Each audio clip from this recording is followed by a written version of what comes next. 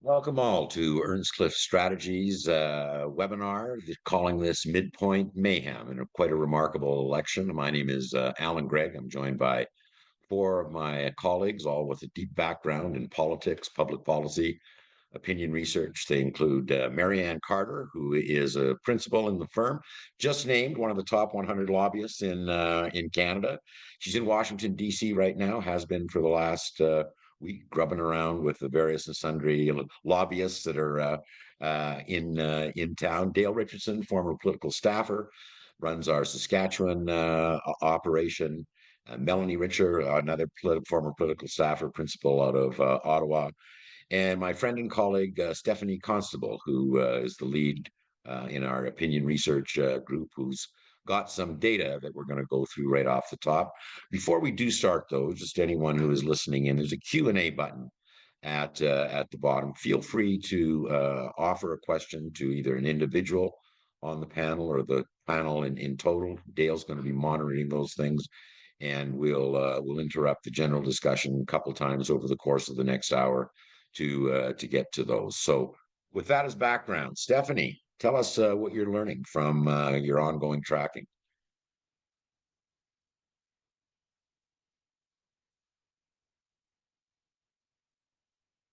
Sorry, thank you, Alan. Of course, I have slides to share. So just let me make sure that I am set up properly and everybody can see the right slides. Are you seeing the one slide with the picture? Yeah. Yeah, great. Okay. Well, thank you for having me. I want to let everyone know that while I think we've sort of cleared the launch ascent, the drops and the loop-de-loops, I'm keeping my lap bar down and my seatbelt fastened for the remainder of the election polling roller coaster that we've been seeing over the last few weeks. I thought it would be interesting to sort of take a look at the federal election vote intention over the past 6 months. So the chart that you have here, we've gone back to early October and plotted the combined results of different publicly released polling data from several companies, as well as Earnscliffe's tracking data from our own biweekly omnibus of 2,000 Canadians. Our data sort of gets woven in around February. We've also placed vertical line markers from left to right that map out key developments related to Trump's presidency, turmoil in the Liberal Party, which culminated in Justin Trudeau's resignation in January, Mark Carney as new Liberal leader and Prime Minister designate in March. And I think the first part of the story that I'd like to sort of highlight in the first half of the election is that there have been, in my mind, sort of two central figures, US President Donald Trump and Liberal leader Mark Carney. I don't know who could have predicted that we would be where we are now in the polls, a two-party race, when at the end of last year in December, this election seemed to be a lock for Conservatives, and I don't think where we are now would be possible without President Trump. But I think that in terms of where we are with Mark Carney, if we look at the Conservatives, the ideological affinity of the Conservatives creates a perception of softness. And had anyone else won the Liberal leadership, we may not have seen the same ascent for the Liberals. Carney has global credibility, a strong background in economic crisis management, and while maybe a new sort of fresh face to the Liberals, was not a complete unknown. I think the second piece of the story is that in all this time, the Conservatives have been mostly the only constant maintaining historically high numbers in and around the 40% mark the whole time. Perhaps more than any other party, they have a larger, stronger base, which does bode well for them as a strong foundation upon which they can build. The third piece is that the Liberal Party gains have mainly come at the expense, and you can sort of see it towards the tail end of this slide, notably from the NDP and the Bloc Québécois, both of whom have lost nearly, I'd say, half of their vote in this time. Now, if we look at tracking vote intention that we've been doing at Earnscliffe are two last of the biweekly omnibus in mid to late March. We had Liberals with a 6% lead over the Conservatives, so 42% and 36% respectively. The NDP dropped 3% and we're at 9%, and the Bloc Québécois at 5%, the Green Party at 4%, and the People's Party of Canada at 2%. I want to sort of show a little bit, because of the conversation that we're going to have here today, about some of the demographic differences. So regionally, what we see here is that the Liberals lead in British Columbia, Ontario, Quebec, and Atlantic Canada. And in fact, since January, the Liberals have seen a surge in Ontario and Atlantic Canada, pulling from Conservative voters, and to a lesser degree in Quebec, pulling from the Bloc. The Conservatives lead in Alberta and Manitoba, Saskatchewan, including an increase in those provinces over the last few waves. In terms of vote intention by gender, the Liberals are leading among both men and women with 41% and 45% of the vote respectively. Conservatives see 39% of men and 33% among women. Among men, the vote intention is virtually even between the two parties, but the Liberal Party is wider among women, with a 12% difference between Conservative vote and Liberal vote. And the women vote and increases is pulling from the NDP over time. And then what this looks like across generations, the Liberals hold a substantial lead among baby boomers, amongst whom there was a surge wave over wave in March, and Gen Z. Conservatives lead among Gen X and millennial voters. But interestingly, over time, our tracking suggests that the Liberals have gained over the past few months across all generations. But among younger voters, the Gen Z and the millennials, we're seeing some movement from Conservative to Liberal. Now, for Gen X and boomers, the Liberals seem to be drawing more evenly from other parties. And so that's sort of what I thought might be helpful in terms of vote intention. We also have been sort of tracking different things like priorities. We asked Canadians where the next federal government should focus their efforts in the first year in office. And the top priorities were housing, healthcare, and affordability. Issues related to Trump, trade, and the tariffs were ranked 5th on the list. And then some of the other issues rounding out the list are jobs and the economy, which actually has sort of a linkage with tariffs and trade and Trump, taxes and spending, immigration, crime, and safety. And we're not showing any of the other mentions that might have been lower than 3%. Now, when we look at how voter intention differs across these priorities, it does differ quite dramatically when we look at the different priorities. And so I'm showing them in the same order that they were presented in terms of priority. But what we see here is that Conservative voters hold the lead on taxes and spending, crime and safety, and immigration. These are all issues that Poilievre has been vocal about over the last few days. The Liberals hold a strong lead among voters who mentioned tariffs, trade, and Trump, but also social priorities topping the list, which housing and healthcare are both included. And interestingly, they also hold the lead on jobs in the economy. But like I said, for me, I think this is a policy area that it usually favors the Conservatives, but right now is almost intrinsically linked to tariffs and the threat from the US. We've certainly been hearing this in our focus group work. Canadians are feeling anxious about the impacts of the tariffs and President Trump's policies on jobs, on the economy generally. We've seen the shifts in the stock market. They're also very concerned about their own personal outlook. On affordability, the two parties are tied.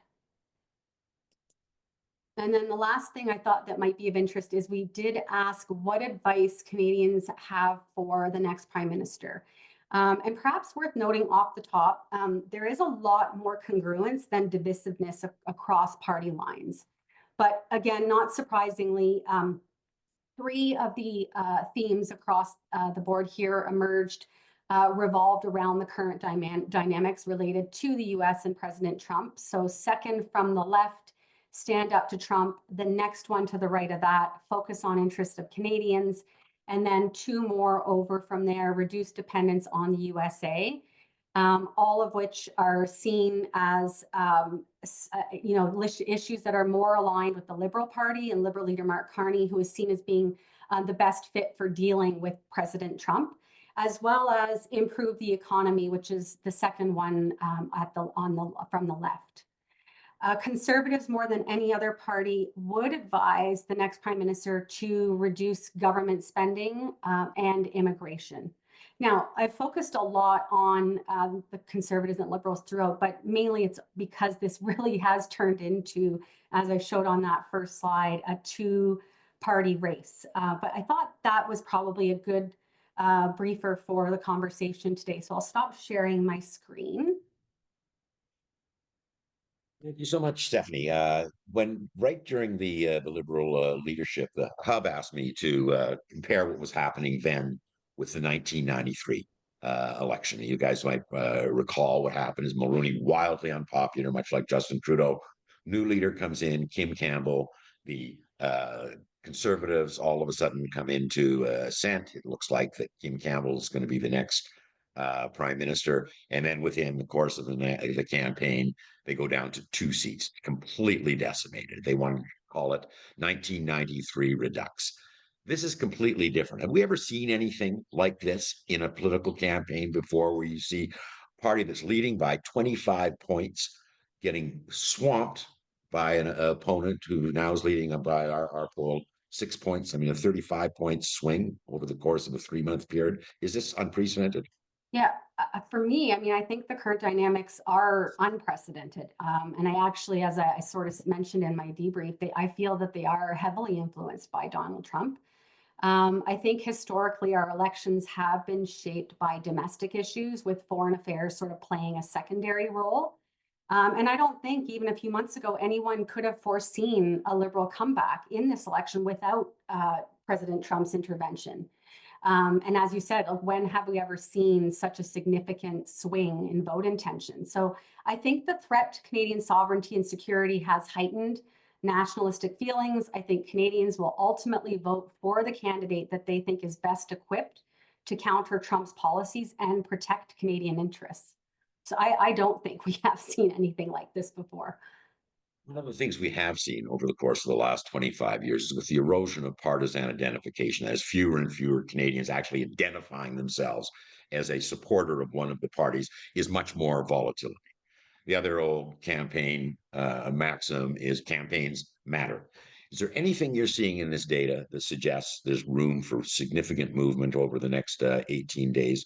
Or are you anticipating things to be pretty stable, as they have been for the first half of the campaign? Yeah, I think we're in the final stretch. I think if I go back to that roller coaster sort of comparison, I think we're in the last curve before the brakes kick in. I think for the past few weeks, we've sort of been spiraling in the middle, but the polls have been tightening, narratives have been shifting, and there have been fewer surprises in the last couple of weeks.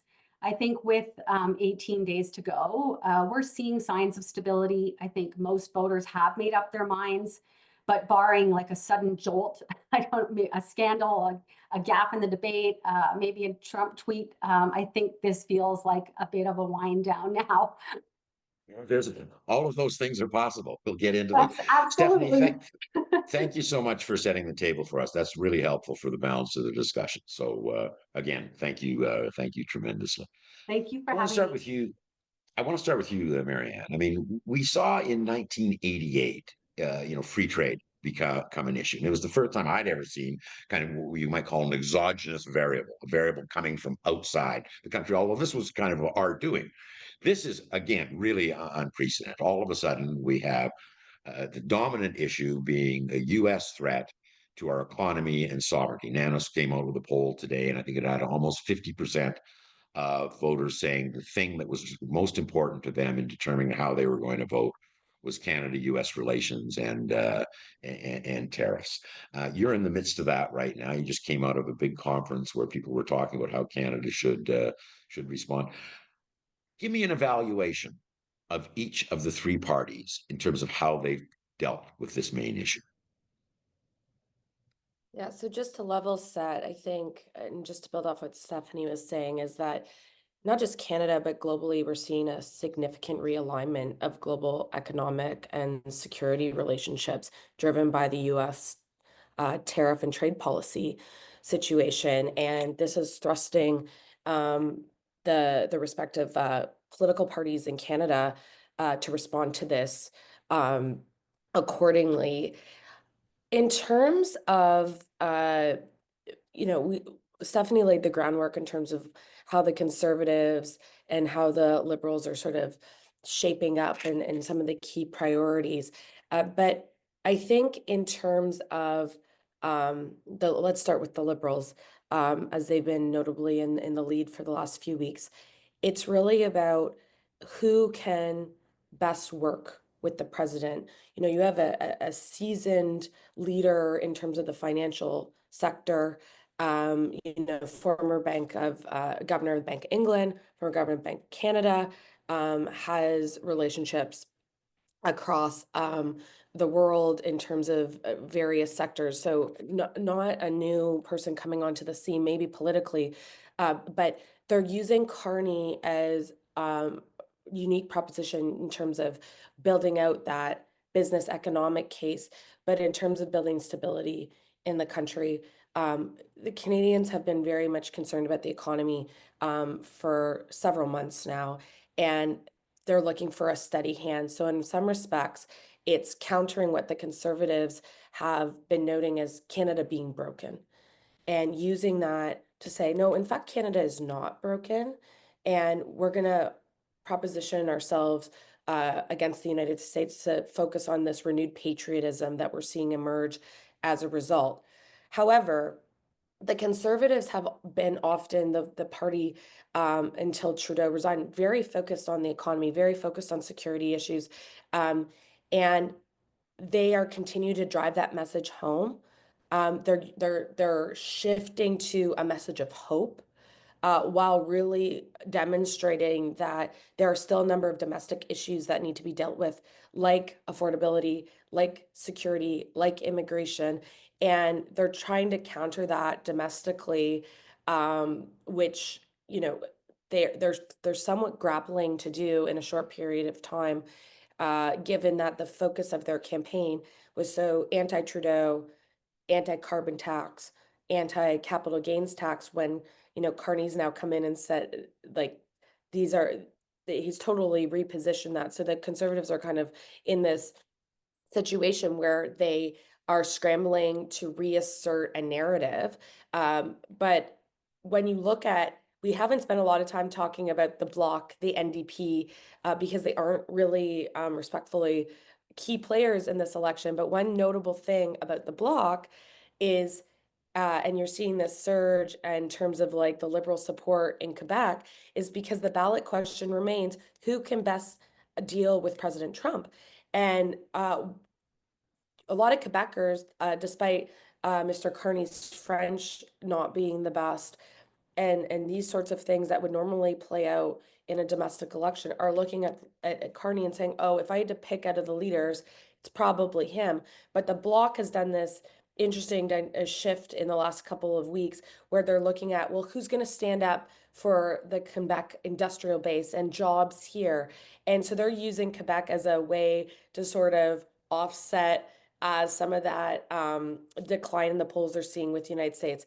The NDP, look, they're continuing to drive their message around affordability, but social policy issues. They had a pharmacare announcement. I haven't seen really any, and Melanie probably has an alternative view to me, but a shift in their positioning. It's really continue to hammer on those like big bad business, big bad CEOs. We need to continue to focus on social programming.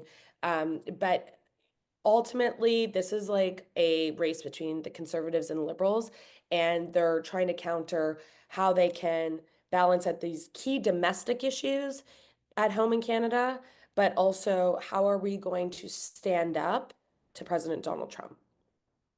I want to talk just a little bit more about Carney. I mean, as tariffs have come on the scene, we've seen the electorate shift also, not just in terms of what they think is the most important issue, but from kind of a focus on historic grievances. We've had a bunch of things that have happened over the last 4 years that I'm mad about: affordability, the economy, my opportunities, increasingly to future uncertainties. And as a consequence, instead of looking for a disruptor, someone who would change the system, they're looking for stability.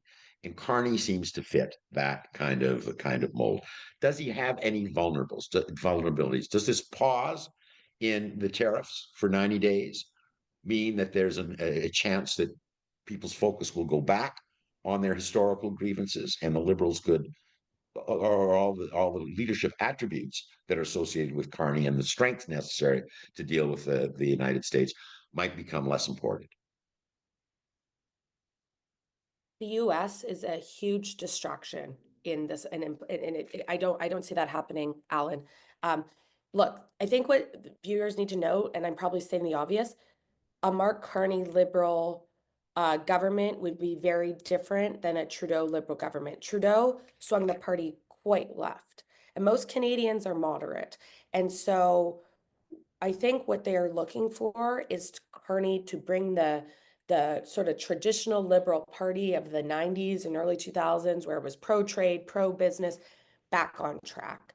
There's less focus on interest in social policy and how are we managing the United States and getting housing under control and these sort of affordability measures. However, he does have some gaps because he's never sat in the House. He doesn't even have a seat. So it's actually the United States, and I'm telling a lot of American friends and colleagues and business partners, is he hasn't had to respond traditionally in the same way on some of these domestic issues like healthcare that would play so squarely in elections normally. But it's being, and you're seeing all of the respective campaigns putting out different platform pieces here and there, but it's really focused on how are we dealing with tariffs, because it's so significant to our economy, but it cuts across sectors and every area. We haven't seen, he is getting briefed up, Alan, while he's campaigning. We have not seen him govern. We've seen a couple of times where he's gotten a little snippy with journalists, and it's like, hey, if you're going to be prime minister, you got to learn how to scrum, my friend, so I don't think, there's certainly vulnerabilities, and the Liberals, this is a gift. I think we can all say, in terms of this sort of change in tone, even of the president towards Canada, has shifted significantly since Trudeau has stepped down. So I don't think we've seen it yet, Alan. I think they're trying to get through the election. They are not going to respond forcefully to tariffs. They're just mirroring what the US has done, just with autos and reciprocals. But that groundwork is going to start to be laid in early May. Pierre Poilievre must feel like he just woke up from a nightmare. The other thing that's very interesting is that the change in the polls is not a function of him doing anything terrible. It's not when Kim Campbell said, this is no time to have serious discussion on issues or making terrible faults. How would you rate their campaign thus far? I mean, what are they doing right? What do they have to do to do better?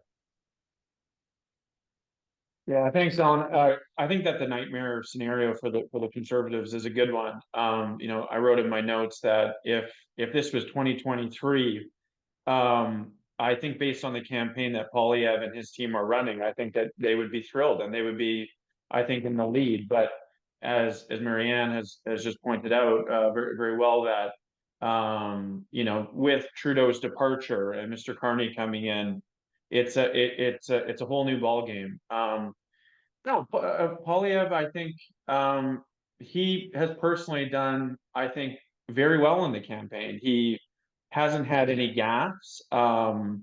There's like in any campaign, there's always things that pop up that need issues management of the day, and then hopefully you survive the day and move on.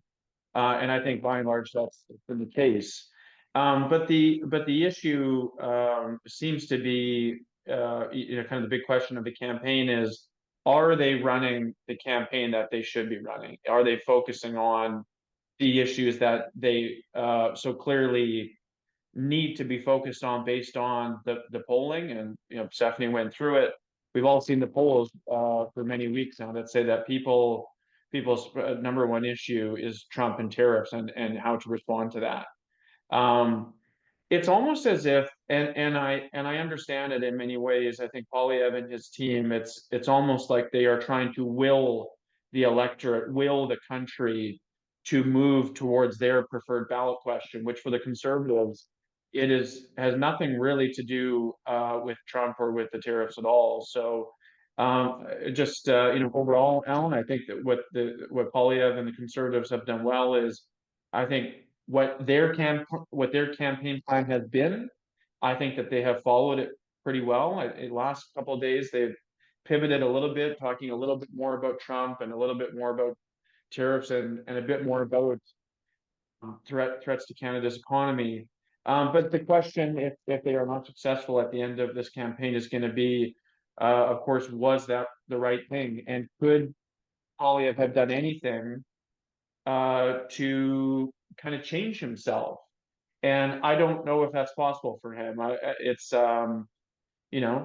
Poilievre, he is who he is, for better or for worse, and that will be a great question coming out of the campaign.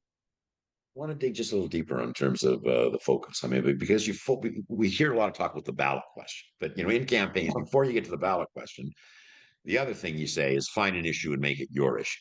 What are your strengths? And then you try to drive up the salience of those strengths as to the ballot question. I mean, Stephanie's data show made very, very clear. People who are concerned about immigration, crime, and taxes support the conservatives. Those who are concerned about tariffs, the economy, and housing are voting liberal. He's been kind of all over the place. I mean, he had his narrative very, very down. He's tried to get in on the tariff issue because it is the top issue, and he just can't avoid it.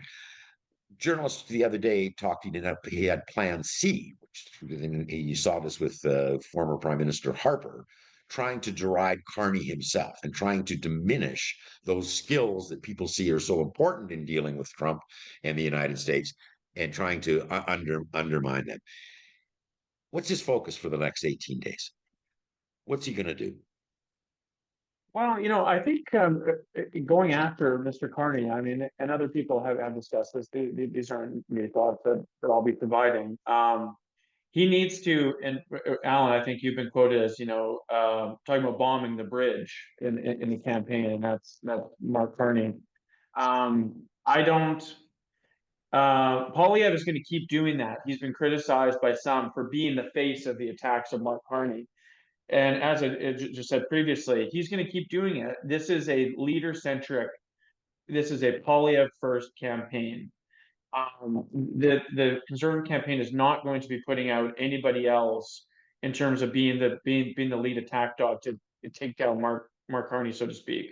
And I don't know if that's going to be the right move. But we all know Poilievre to be the guy that he is. And so they're going to keep doing that. And yeah, I wonder about how these last few weeks of the campaign are going to be going, because yeah, I mean, as Marianne pointed out, Mr. Carney, he certainly has some issues. He's not perfect, but unfortunately, I think that Poilievre and the Conservatives, they're now fighting against this this kind of narrative that, well, Mr. Carney is not Trudeau, and I'll talk about it a little bit later on some other issues in our conversation. But Trudeau was hated so thoroughly by so many people in this country by the time that he left. Now people are seeing that, well, I didn't love Poilievre that much to begin with. I was going to vote for the guy because Trudeau was just, I'd had enough of him. And here's a new guy, Mark Carney. He's not perfect, but he's much better than the alternative. So yeah, I think it'll be interesting coming up here. Well, the other thing that's very unusual in this election is that the ascent of the Liberals does not correspond with the descent of the Conservatives. They're relatively flat. They've lost a couple of points. It's the collapse of the third parties, the NDP and the BQ. What's going on here? I mean, are they just getting caught in the squeeze of a two-party race, or is there something bigger at work here, do you think? Right. It's funny that you asked that, and when we were chatting before, I was trying to be a little bit thoughtful on has the NDP or the Bloc done anything wrong for this to happen, and I don't actually think that that's true. I think if we were in 2021 having this election, I think people would be saying that Jagmeet and Yves François are actually running good campaign, and getting their message out to the folks that they need to get their message out to. I think the difference is we're in a different world and people don't really care what the NDP and the Bloc have to say. And that's, I think, the thing that's too bad for both of those folks. What is interesting is there is, I think, still an opportunity for both those parties in the last, what do we have now? A little bit over 2 weeks left. And that opportunity is potentially coming out of the debates and the stabilizing of the polling. If we see Mark Carney look like he's going to have a majority, I think you're going to see folks shift to the NDP more, and I think you're going to see folks shift to the Bloc more. And Marianne touched on this a little bit as it relates to Quebec, but the Bloc has really been insistent on here's why you need Bloc MPs in Ottawa fighting for the things that Quebecers care about and matters to Quebecers.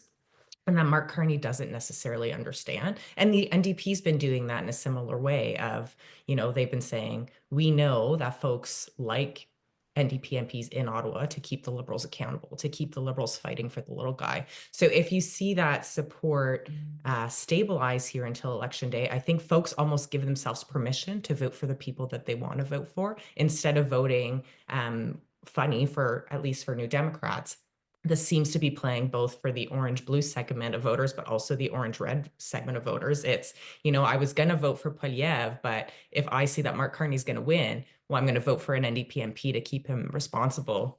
And it's almost the same thing that you're hearing from those orange-red voters. It's, I was going to vote for Carney because I want to stop Poilievre, but if Carney's going to win, well, I want to make sure that there's a few NDP MPs in Ottawa to make sure he's fighting for me and the things that I care about. So if that solidifies a little bit, I think you're going to see some of the return to support to the NDP and some return to support to the Bloc. And I think the other thing that, of course, debates are coming up. So if something massive happens at the debates, we could see some of that support shift a little bit. But what I think is maybe misunderstood a little bit is I don't think that people care that Mark Carney can't speak well in French. I don't think it's the French aspect. I think folks will give him a lot of sympathy for his lack of French. What they will not give him sympathy on is his lack of understanding Quebec, his lack of understanding Quebecers and the culture. And I think that's what could get him in trouble. His lack of being able to communicate, or not communicate, to connect in French is the difference there of context. And I think we may see that in the French debate. We've seen it a little bit. He's made a few mistakes as it relates to Law 96. We've seen him make a few mistakes as it relates to what happened at Polytechnique. And every time that happens, folks think, oh, maybe he's not the guy that we thought he was, because right now they know him, but they don't really know him. So they get to make him whoever they want him to be. And I think that could be a risk potentially with the French debate, because I think it'll be, all leaders ganging up on Mark Carney and using that exact thing. You don't understand Quebecers, you don't understand culture, you keep making these mistakes. And I think that could potentially change things a little bit as well. I want to get into the debate with the whole panel in a little bit time, but one more question on the NDP. I mean, Marianne touched on this: is that Mark Carney is very different than Justin Trudeau, and there's no question he has moved the Liberal Party to the center. Even though the NDP have gone into the dumper, the NDP now have more room on the center left than they ever had in maybe the previous two campaigns. Should Jagmeet Singh be getting more radical in order to?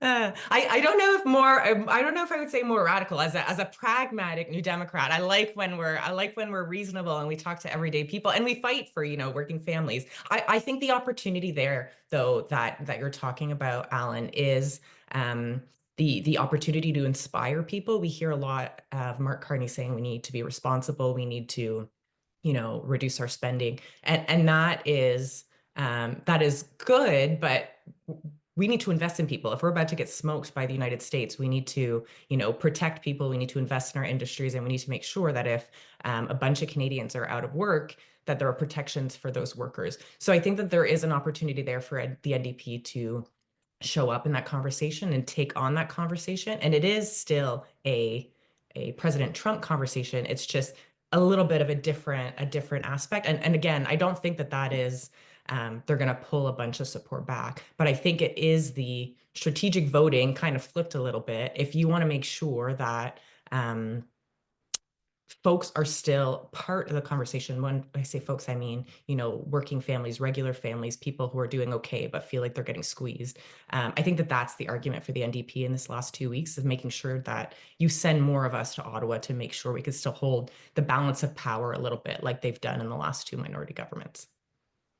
Dale, you've been looking at questions from listeners here. Is there anything that you want to ask either any of the individual panelists or the group?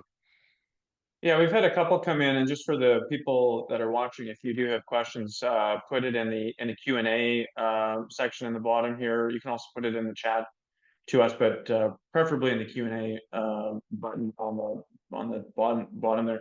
One of the questions we had, we sort of addressed it on kind of a third shift in narratives by the Conservatives. So I'll just maybe ask the second one, and I'll probably answer myself, but maybe I'll ask Marianne this. To begin with, if the Conservatives don't win, how likely do the panelists, how likely do we think that Poilievre will be ousted in a potential leadership review? Marianne, what do you think? Thanks for putting me on spot.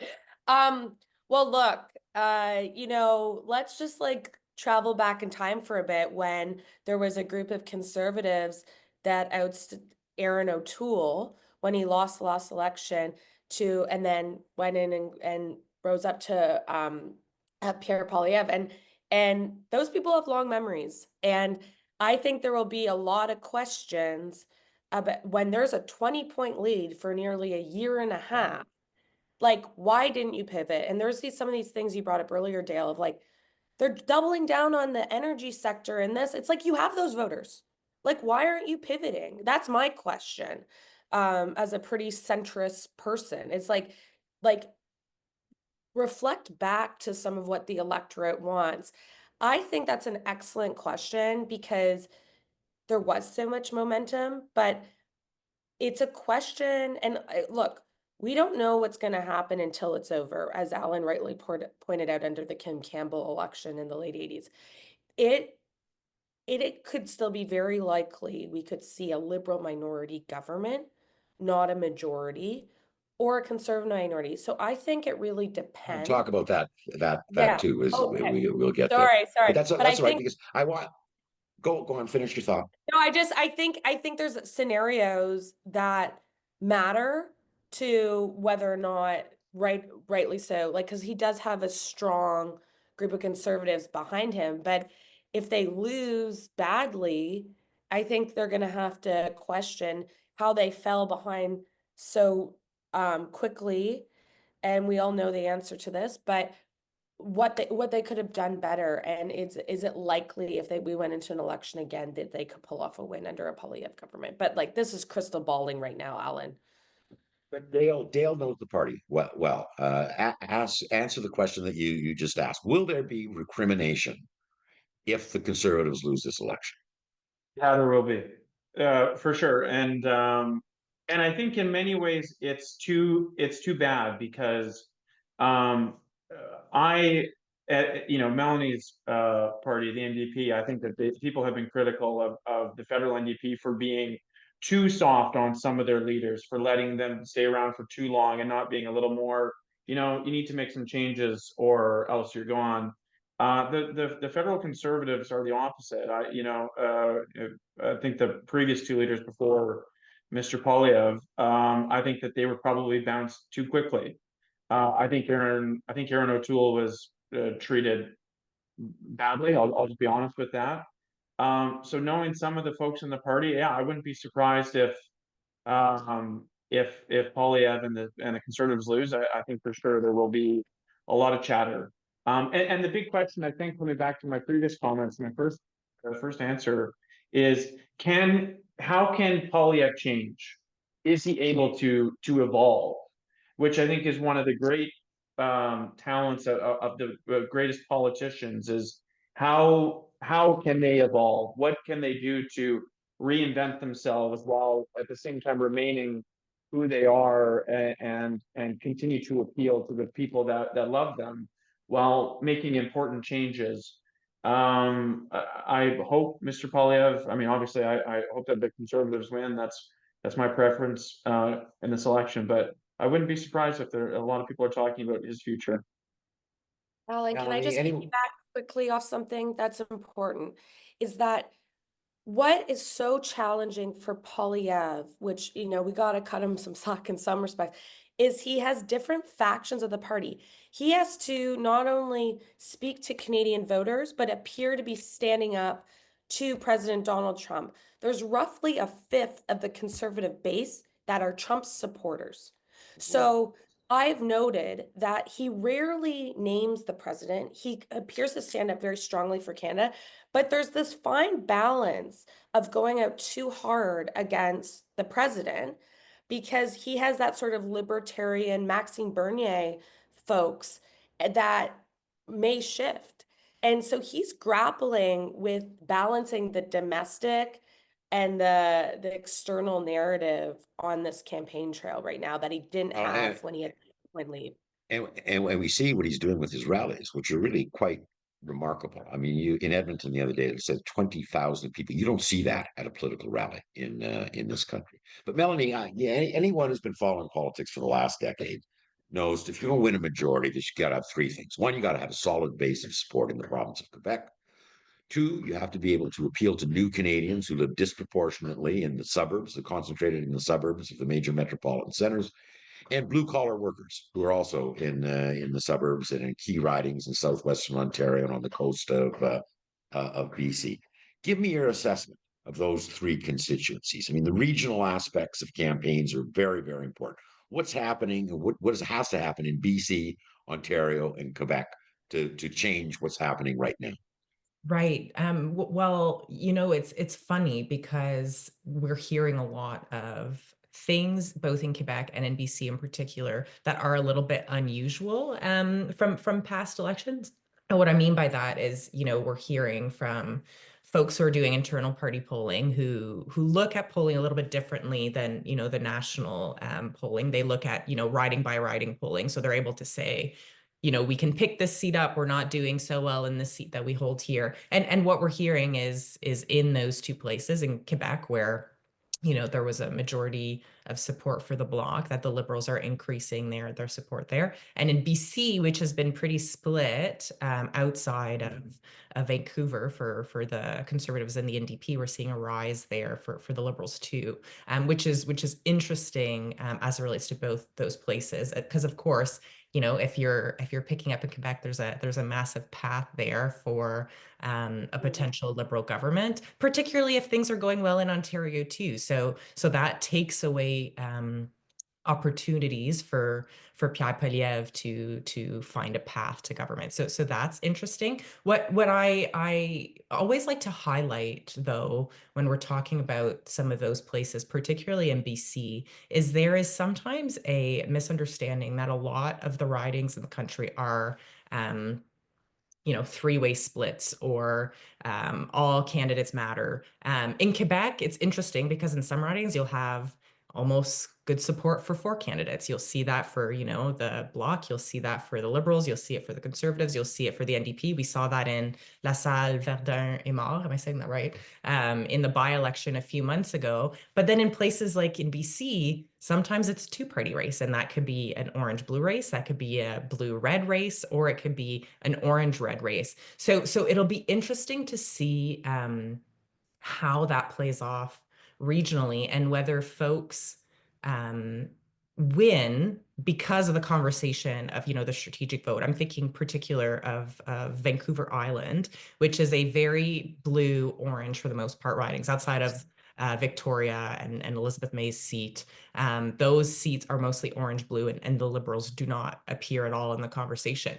But the Liberals need the NDP to hold on to some of those seats to be able to win, right? So if the Conservatives are able to flip those seats, because folks are splitting the vote between New Democrats and Liberals, what does that equation look like? So I think that that's one of the interesting things to pay attention to. You know, west of Ontario, there's a lot of those ridings, most of them safe Conservative seats, but still things to pay attention to. And in Quebec, again, I want to really highlight the Bloc and Mr. Carney's ability to connect in French. I think Marianne, what Marianne was saying earlier about the ballot box question being who can fight Trump is very true. I think that's why we're seeing folks move away from the Bloc to the Liberals, because Yves-François Blanchet will not sit with Trump. He can't win a majority. He can't win a minority. There's no path to him to be government. He's not interested in being government. So when that's the question, who do you send to stand for you? On the flip side, I think, you know, if there are any New Democrats on the call, don't be upset with me, but I think Yves-François Blanchet has run an actually very smart campaign. We're not paying a lot of attention to him, but in the things that he's talking about things that will be attacked by Trump. He's talking about supply management. He's talking about Quebec culture and identity under attack by a US president. So if those things marinate with Quebec folks who are worried that, you know, Mark Carney doesn't understand this, he doesn't understand it or know what this is, there could be a shift back there to the Bloc. So that's the other thing that I would pay attention to regionally, particularly outside of Montreal, because outside of Montreal, it really is, you know, the Bloc that's a little bit stronger. So those are the things that I would be paying attention to on the ground that really could make or break the result that we see in a few weeks' time. Running out of time, and I want to get to the debate, but before that, Dale, I mean, you have a kind of a unique perspective being perched in the prairies. We saw again Stephanie's numbers; they're holding on to the Conservatives right now. We saw a I thought, very odd intervention from Preston Manning last week in an op-ed in the Globe and Mail, and the Premier of Alberta has been very helpful as well in saying that if there's a fourth Liberal government here, you're just inviting a crisis in federalism. You're inviting Western separatism. How real is that? It's a great question, Alan. It's so first of all, Western alienation, and it's one of the reasons that I like working at Earnscliffe is I get to work with colleagues who are based in Ottawa, Toronto, Montreal, Vancouver, pretty much all over Canada. Western alienation. It's a real thing.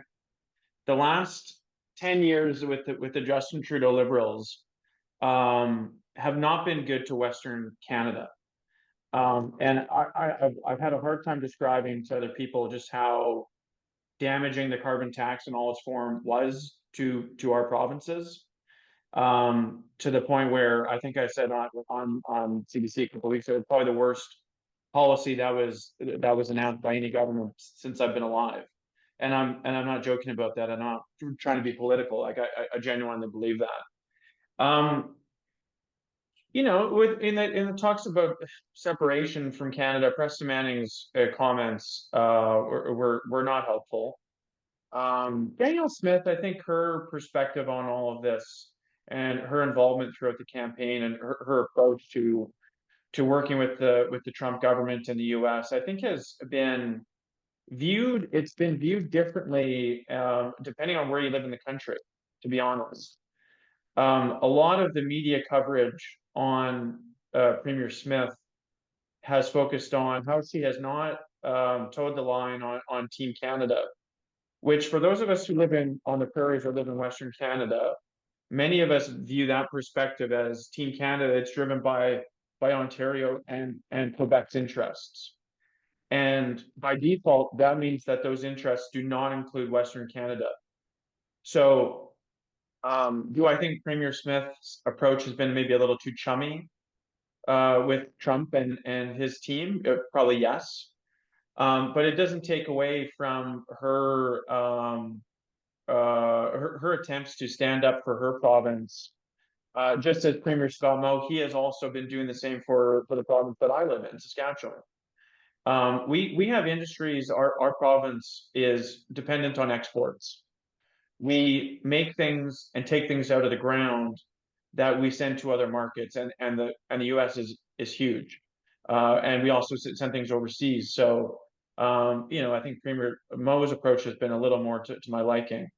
But looking forward on the kind of separatist, Western alienation question, it will depend entirely on what the next government does and how it approaches its relationship to Western Canada.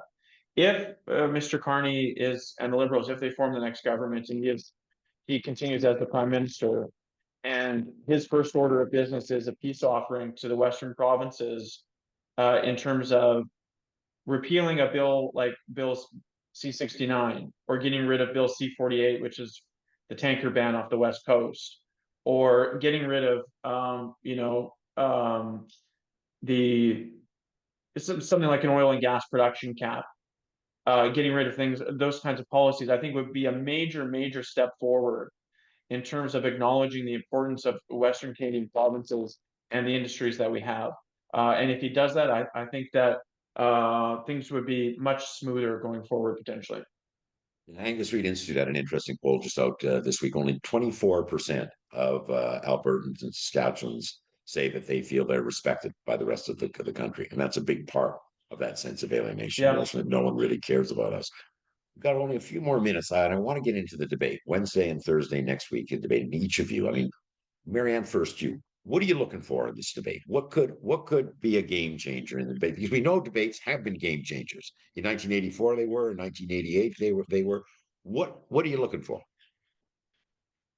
I think I'll be looking at Carney's performance.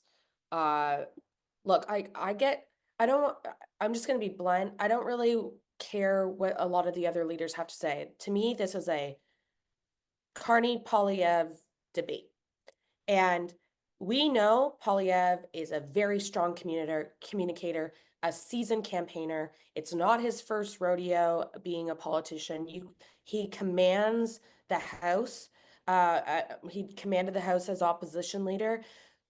I am very interested to see how Carney performs. We know he's not a bad public speaker, but we've not seen him in a debate-like scenario. And I think Poilievre might be able to trip him up a bit. I will be interested to see how they go off at each other. I don't think historically, Alan, and mostly you just pointed out, but debates don't really change people's minds unless they're very undecided voters or the environment is incredibly polarized.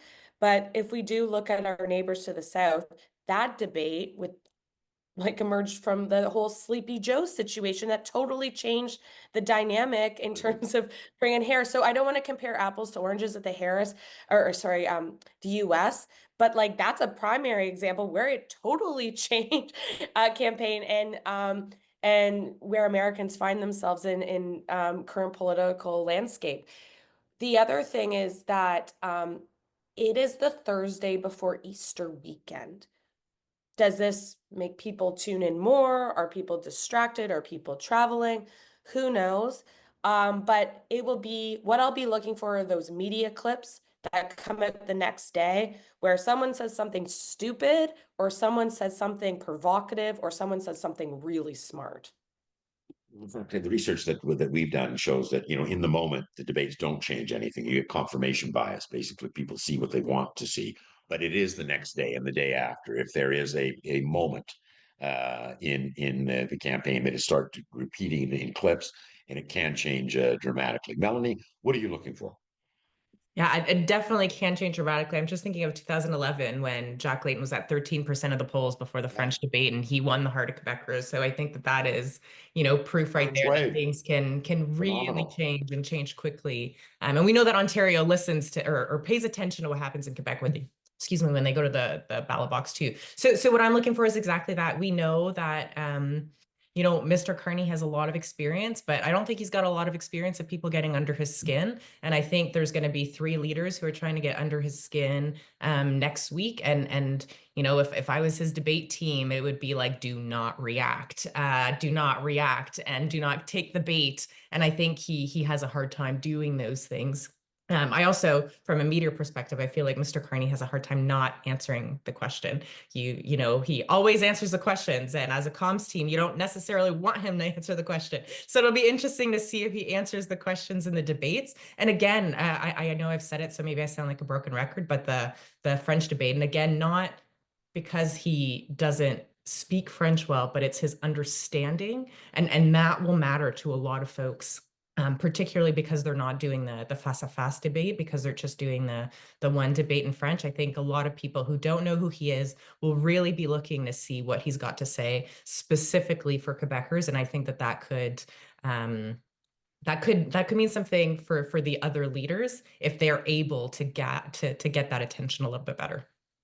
On that, kind of an unwritten part of Canadian political history is that in the 1984 election, everyone says that, what really changed in that debate was when Mulroney said, "You, sir," had an option. That wasn't when things started to change. It changed the night before in the French language debate, when Quebecers looked at their screen and they went, "Mon Dieu, there's only one prime minister on this stage." And you're right, it was facility in the French language, but it also was comportment. Right. It was the whole notion is that Brian Mulroney looked like a prime minister, Ed Broadbent and John Turner did not. Dea, what are you looking for? I'm looking for three things. One is, what is the big moment that comes out of the debate? There's going to be something. There might not be, but there's likely to be something. The second is, who is going to see it, and in what version?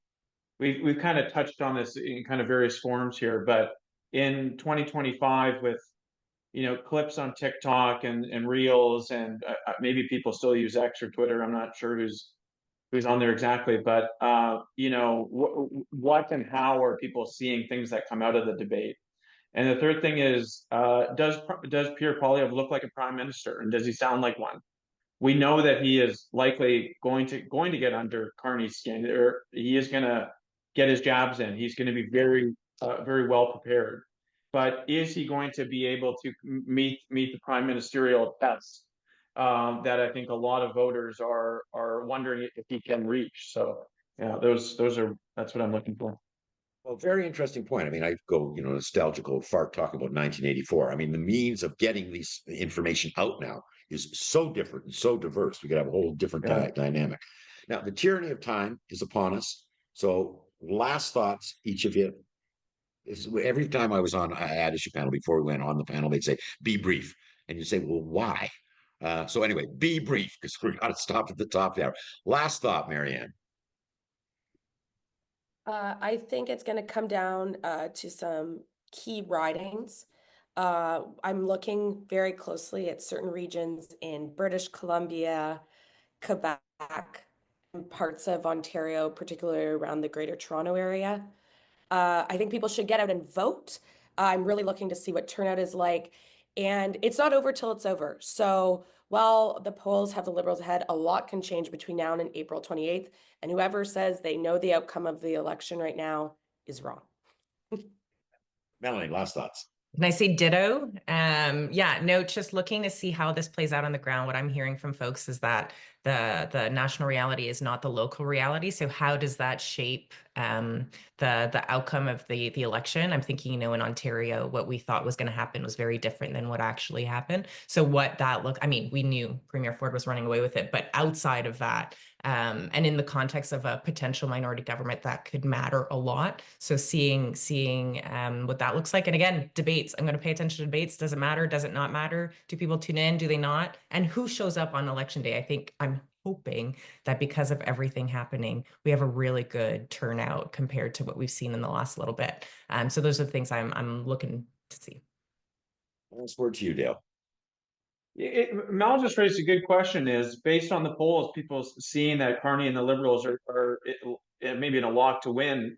Do some people not show up on election day, or maybe it's like, oh no, it's in the bag. So I'll be looking for that. I think it's going to be close. At least I hope it's close. So I'll be looking for that. And yeah, those of us who have worked on campaigns, it's, as Mel said, it's about the ground game. So which of the teams has those resources and has the drive to keep going every day? Because this campaign, it's not as long as the one in 2015 was. It's 37 days, but my God, these campaigns, they can be an absolute drain and a grind. So good luck to everybody who's out there knocking on doors. That's it for us. Thank you very much, Dale, Marianne, and Melanie. Thank you all for listening in. If we didn't get to your question that you asked, we will write you directly. But otherwise, keep watching and have a great day all. Thank you very much.